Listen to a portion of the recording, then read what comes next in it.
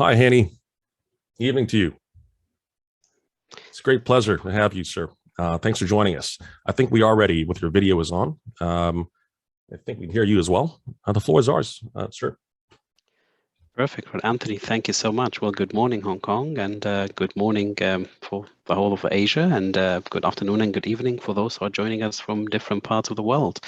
Well, ladies and gentlemen, truly honored to be with you today and to be invited to speak at such a prestigious event. Well, I'm joined with me today is my colleague Peter Lockhead, who's supporting me from an aviation perspective within the Asia Pacific. Peter Lockhead is our head of aviation for the Asia Pacific, and at the end of the presentation I'll have his contact there on the screen.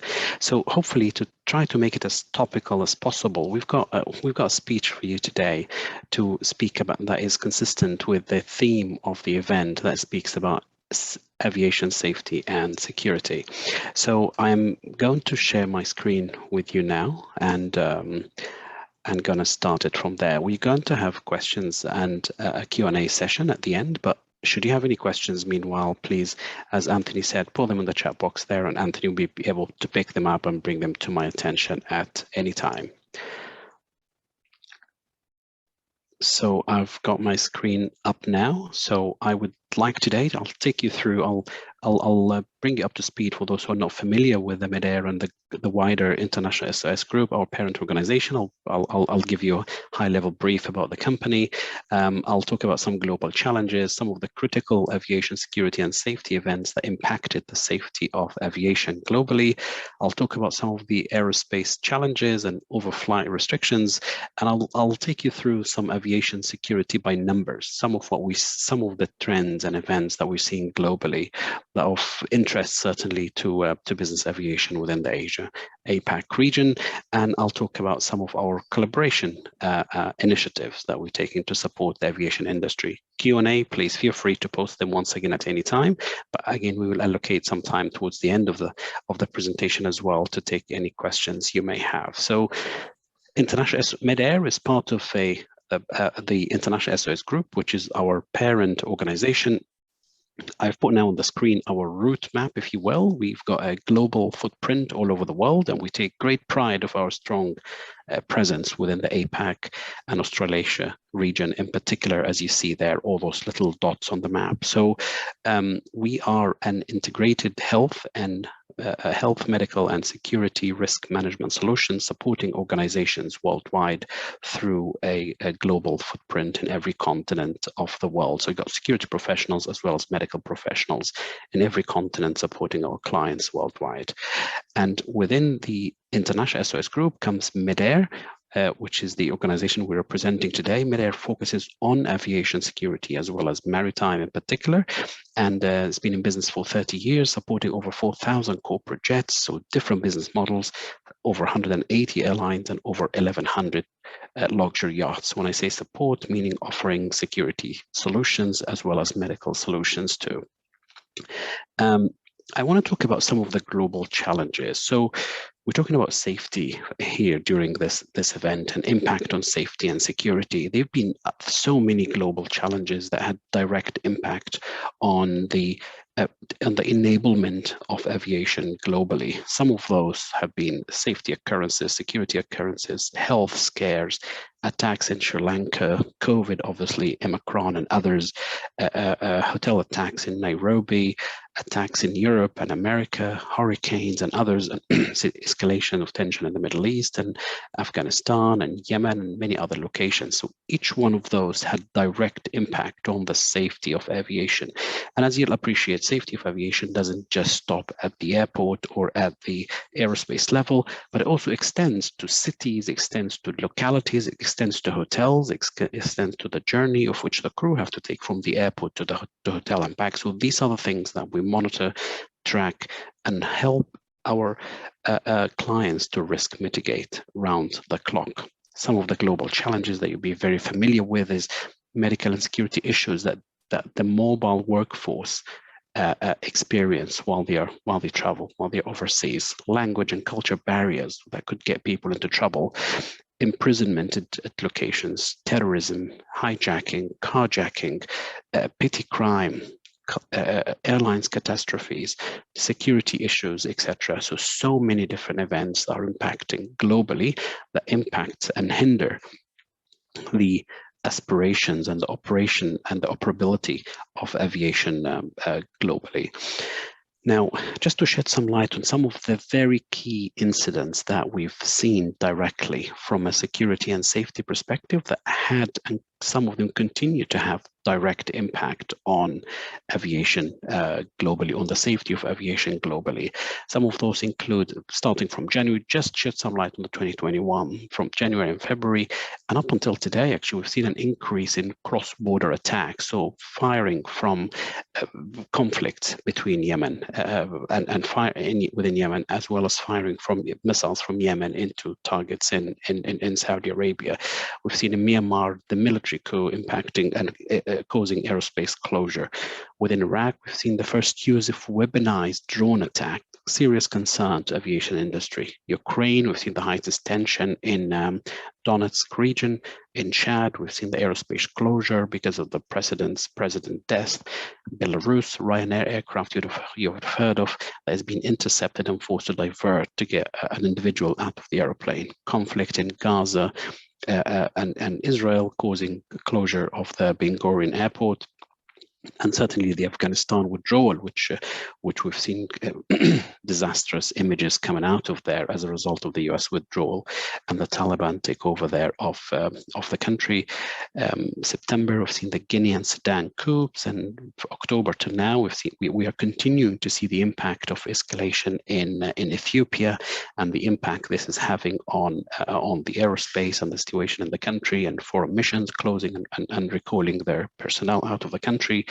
And we continue, as everybody would be aware, from October to today, seeing an escalation in tension within Belarus, Ukraine, Russia, and others. All of those had and continue to have direct impact on the safety of aviation globally that require immediate attention, require live monitoring, require air operators to continue to monitor the global situation to ensure they provide that relevant duty of care for their employees worldwide as they operate to this part of the world. Now, in terms of aerospace closure, as aerospace and overflight challenges, I just want to shed some light over some of the challenges that we have globally when it comes to overflight situation, restrictions related to overflight. So far, there are some 25 countries and territories or regions, if you will, or FIRs with established safety and security risks. All of those highlighted there on the map. Mostly, as you can see, with the exception of some in the East and the West, are confined to the Middle East and the African continent. You've got some in the Far Eastern region, and you got others in the western part of the world. Now, 25 of those countries obviously causing, or 25 of those aerospace causing significant pressure on air operation to maneuver around this aerospace, to risk assess each aerospace to ensure that aircraft operate there safely. And not just aerospace, because closure of an aerospace or restriction or prohibition to aerospace is an indication to what's happening on the ground. So that often is a reflection of conflict on the ground, which would obviously impact aviation operation into this particular market or this particular part of the world. So another reason to shed some light on the importance of risk management, risk assessments to ensure that you have accurate, up-to-date information prior to operation to this region or part of the world. This is some of the work that we monitor around the clock, and some of the active airports versus the non-active airports, monitoring of FIRs and operational aerospace, operational airways, restrictions and limitations, etc. And it's quite a dynamic and situation that our team monitor around the clock to ensure that we have up-to-date guidance and advice to air operators before they operate to any of those locations, and certainly ensuring that the mechanism exists to support operators that go to those locations by choice in case they encounter any difficulties or any challenges. I want to talk you through some of the numbers, and it's another indication of the global aviation safety and security dynamics, right? The higher the numbers that you see there on any of those stats, the more active cases, the more active alerts that we issue, the more events and occurrences that are happening. So in 2020 alone, we assessed over 2,400 cases by phone. So our team have taken those number of calls in order to provide safety advice, or security support to any of our clients, issued over 400 aviation security related alerts, and issued over just shy of 6,000 security risk assessment briefs. Vary from airport assessments and aerospace assessment. All of those are indications of heightened awareness amongst air carriers and the desire to get access to information to inform and support the risk assessment. So it's quite encouraging to see high numbers.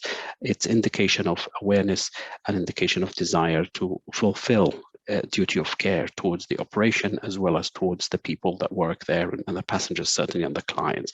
This year alone, over 4,500 briefs. We're coming close to 5,000 now that we issued so far, and over 300 aviation security alerts. And we continue to assist clients with those. I want to give you another perspective on some of how our services are being utilized. For those, I know we have a lot of clients here on the call, but for those who are not familiar with our services, some of the service the company offers is the assessments for aerospace and airports assessment and alerts and portal that contains security and medical information, etc. So I just want to show you this at the bottom left-hand side. The most requested location by us so far has been Iraq, followed by Afghanistan, Yemen, Mexico, etc., which means that those airports are heavily utilized, but air carriers feel the need to consistently assess those prior to operation because of any known or identified risks or threats. If you look at the top left-hand side graph, it shows just shy of 6,000 cases or briefs that we have supported our clients to. Again, the higher the number, the more indication of air carriers' desire and appetite to conduct risk assessment prior to flight, or even seek support post operation. And we continue to see those numbers on the increase, which is indicative of global events that are taking place.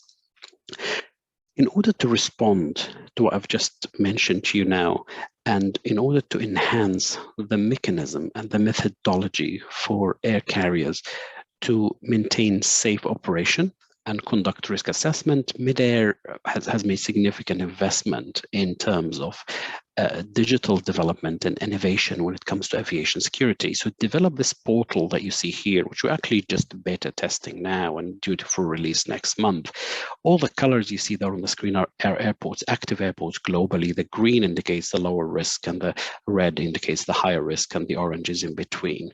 There's obviously a methodology behind each of those assessments, and it enables a self-service safety and security risk assessment for air carriers. So all of those tools are enablement tools, of which service providers like ourselves and others invest in to make available to users. Some of the functionalities or features that help that enables and help air carriers manage their safety and security risks is a tool that enables them to plan their flights safely, to put the routes and see the risks associated to that particular flight path. It gives them an interface that helps them visualize the risk based on the location of the FIR of which they are flying over. It gives them an FIR mapping to show them from an air navigation perspective, where do the risks lie from waypoints and airways and heights, and etc., and various other self-service options. And it also provides that live feed of information and data to tell them if any incident using artificial intelligence, machine learning, and high-tech technology to enable them to identify risks and threats globally and be able to monitor it and give them the actionable intelligence. That portal also gives them what we call route-specific visualization and airport-specific information over every airport, over 8,000 airports globally. So it certainly monitors the globe, and it provides that a customizable airport view. All of those are tools of which we certainly advocate for, the air carriers and air operators and management companies, etc., with global workforce, with global interest, to have mechanism of some sort to enable them to conduct and perform risk assessments effectively and dynamically, certainly leveraging technology, leveraging science, leveraging machine learning, leveraging artificial intelligence to help them to do that. And Midair has made that decision and made that determination some time ago to invest in that technology, knowing that once the world comes back from COVID, there'll be significant need for accelerated growth. And air carriers and operators and management companies and FBOs and others will need to be enabled to do that, and would need their personnel to be freed to work smarter, not harder, leveraging technology and tools. The tool, I don't want to spend a lot of time on that tool, but it's a tool like many others that would give users the ability to assess aerospace, assess airports, assess COVID impact, city, country, medical risks, and others. So part of our corporate social responsibilities, if you will, to keep a safer civil aviation globally from a health and security perspective, all integrated into a single solution and augmented or supported by our experts and human intelligence that we have around the clock from a medical as well as security perspective. Some of the global collaborations, we're just going to list some of those that we have in order to support global aviation. So we run monthly aviation security webinars. Those are free of charge. We don't charge for that. They're open to all, and we provide a brief update about the situations in any of the evolving situations or trending aviation security or safety situations globally that could impact or hinder the mobility or the progression of aviation. We also have various cross-functional industry and government engagement. We do various engagement. We do various support and webinars and workshops with IATA, with government and with non-government organization, again, about aviation safety and security. And again, we make those public, and we invite our clients and others to certainly to attend. We also run what we call client advisory group. We like to be client-led organization, so we engage regularly with our clients in every continent of the world. We hear their voice, we hear what they need, and we try to evolve and innovate based on our clients' needs. And we certainly made, as I've shown you here, significant advancement and enhancement and investment in our artificial intelligence, machine learning, as well as technology to inform our advice and inform our support and collaboration that we have globally. So that's actually all I have for you for today. So I've got here on my screen my contact details. Feel free, should you wish to reach out at any time, as well supported by my colleague who's based on the APAC region, Peter Lockhead. He's our head of aviation in the Asia Pacific.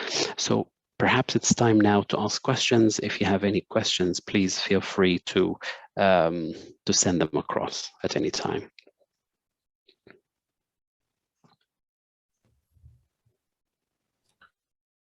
Thanks very much, Hany, for the enlightening session. We'll hold for a moment for Q&A for sure. So if you have any questions, please feel free to put them in the chat. Thanks.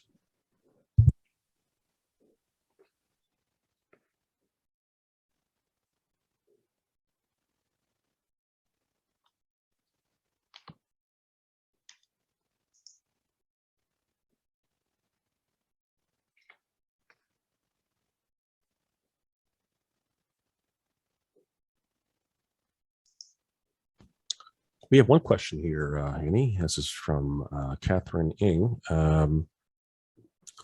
Let's see, how can we access the aviation security webinars you offer? Yes. So Catherine, may I suggest that you get the email address of Peter Lockhead here I have on the screen. Drop Peter a line, and we will include.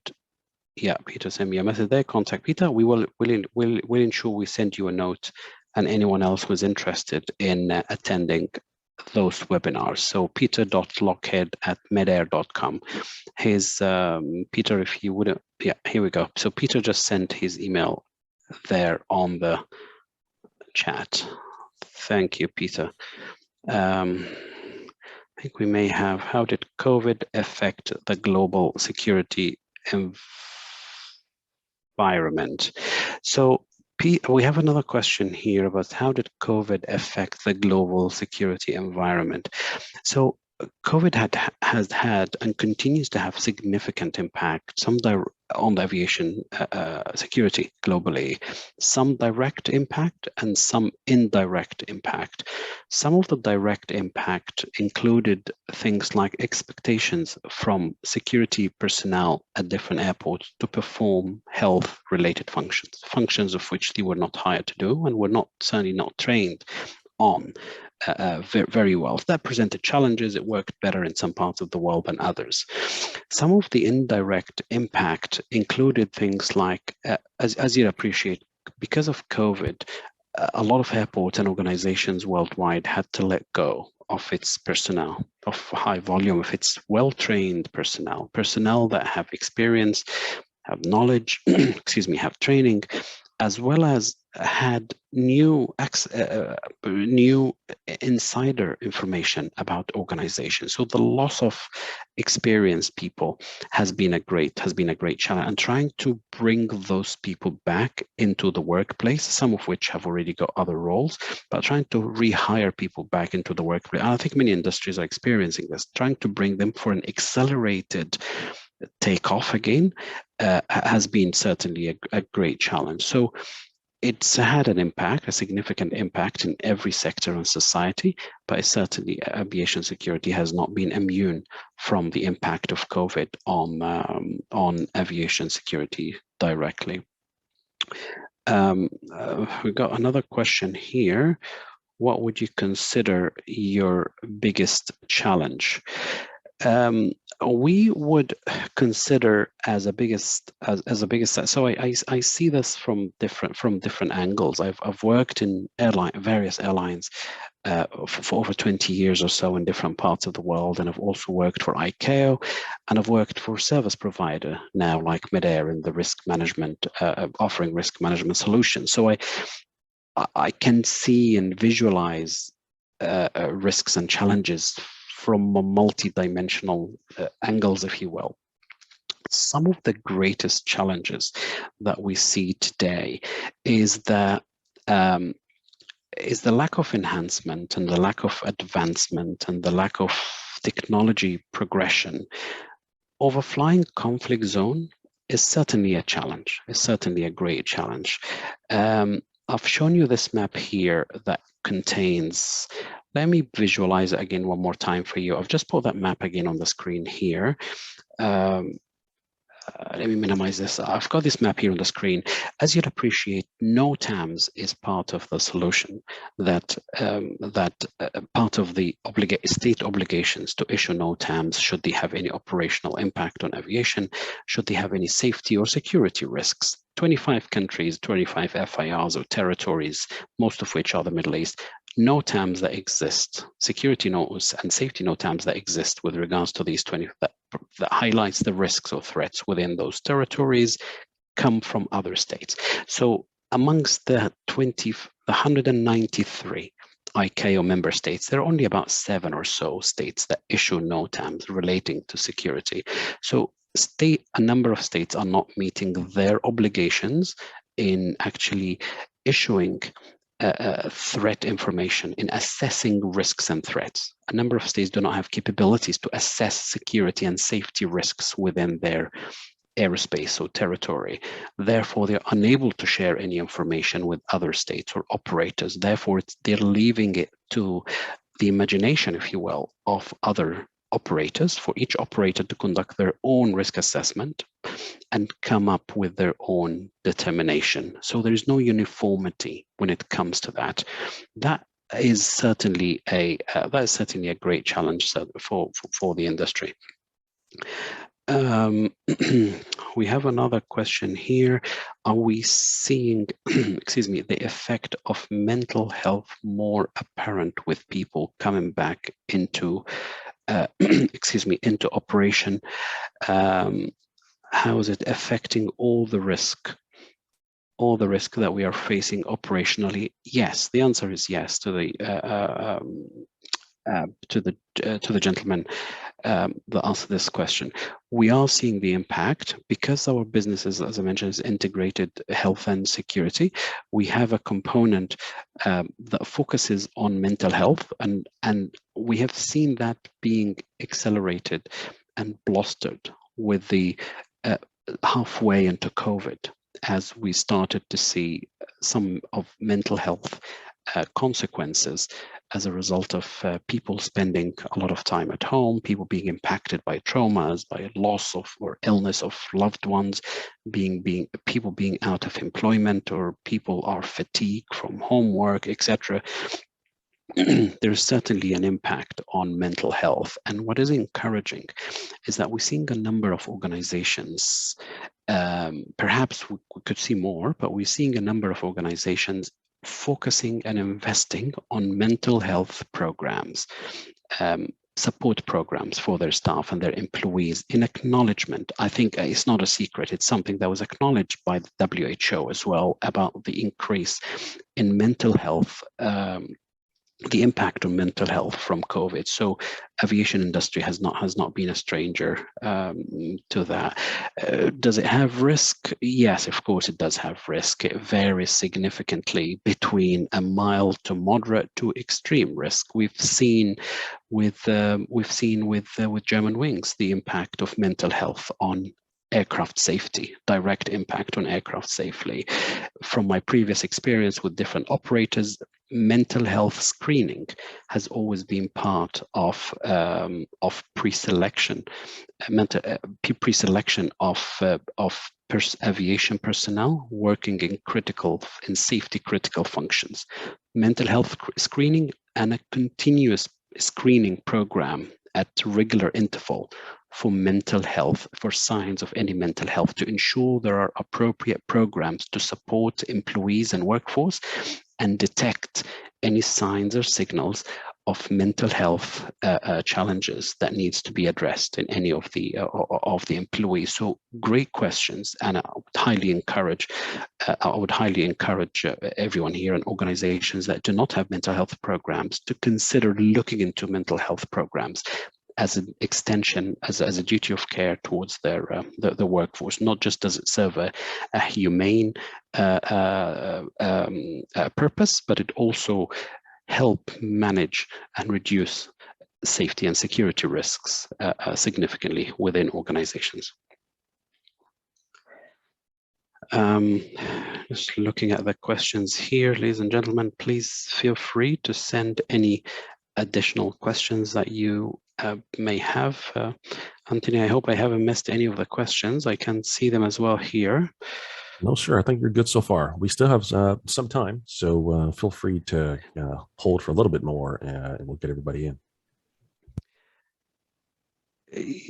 Yes, of course. Yes, and please, any more questions? Please feel free as well to send them across. Our contacts are still there on the screen.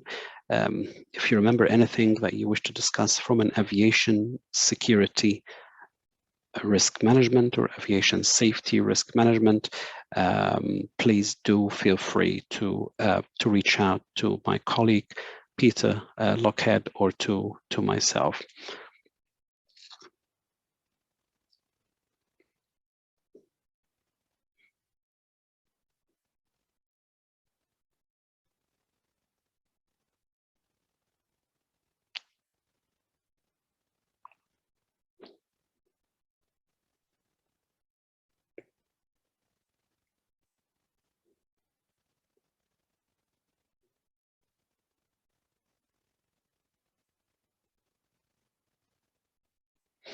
Okay, we got a question about risk, another question about risk management and assessment of different risks.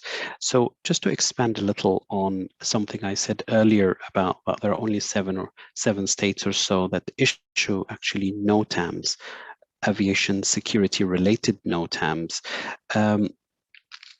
One of the challenges that are observed by air operators is that the result of those risk assessments often differ. the advice differ and the risk mitigation differ. To give you an example, the UK, France, and the US, right? Three states there issue security-related Notams for a particular aerospace. Whilst one government advice may be that they restrict their air operators from overflying the country, from overflying anything below 24,000 feet. Another government may say our flight restriction is for 26,000 feet. Another restriction could be, another government could advise and say 26,000 feet above ground level. So we often, or they have to avoid a particular FIR or a particular airway and focus on other, and are permitted to operate in any other part of the country. So we often get asked this question. It's a great question, and the reason for that being that risk assessment methodologies differ. A good risk assessment is based on information, based on a good appreciation of the threat picture. So we see the end result, which is a content of a security NOTAM issued by a government. Prior to that, the relevant authorities within a government would have conducted risk assessment, collected threat information from the ground, and based on that made a determination as what the residual risk is, and then based on that made a recommendation on how to manage that risk. And the recommendations could vary between a complete prohibition, meaning they advise their air carriers not to overfly a particular aerospace, or they say to their air carriers, you can overfly the aerospace, but you have to be at minimum of 25,000 feet. Why? Because they are aware of some ground-to-air threats that could impact aircraft at a particular altitude. So the reason the difference between states, one of the reasons and contributing factors is that the risk assessment methodology differs. Access to threat information differs. The risk appetite and the risk threshold, what's an acceptable level of risk for one entity, is different acceptable level of risk for another entity. Therefore, the outcome or the result and the advice and recommendation can differ, sometimes significantly, between countries and states. The exposure of an aircraft registered in a certain country could be far greater than the exposure to an aircraft that belongs to a completely different country. So political dynamics play part here, but again, risk assessment methodology, access to threat information, as well as risk appetite and risk threshold help inform and help make the final determination to a risk assessment. Hence why we see different advice coming out from different governments. Please continue to send any more questions. We've got 2 more minutes if you have any, and we'll be happy to take them. But once again, if you don't make it here, you need to reach out to us. Here are our contacts. Feel free to reach out to us at any time.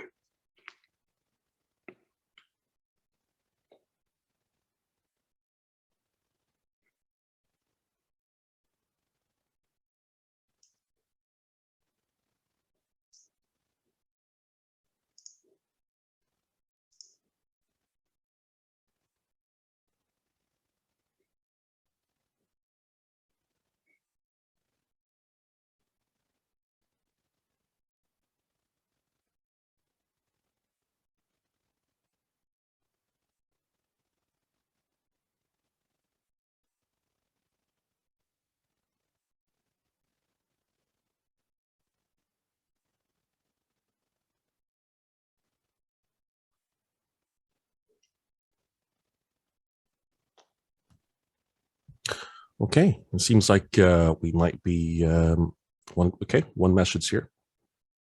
Thanks, Hany. There you go. All right. Yeah, with no further questions, Hany, thank you again for a very informative and thorough session. I also want to thank Peter Luckhead for his support as well. And back to Hany. I hope you have a great evening ahead. I have one message here. Oh, that's from Peter. Fantastic. Hany, I hope you stay safe. It is our pleasure to have you again. I'd love to see you again soon, sir. Thank you, Antu, very much for all the communication support and guidance throughout this event. And I truly wish you a successful events here throughout the next 3 days. Thank you. And I truly look forward to attending those in person, hopefully next time. Same here. Will do. Thanks so much, Hany. All right.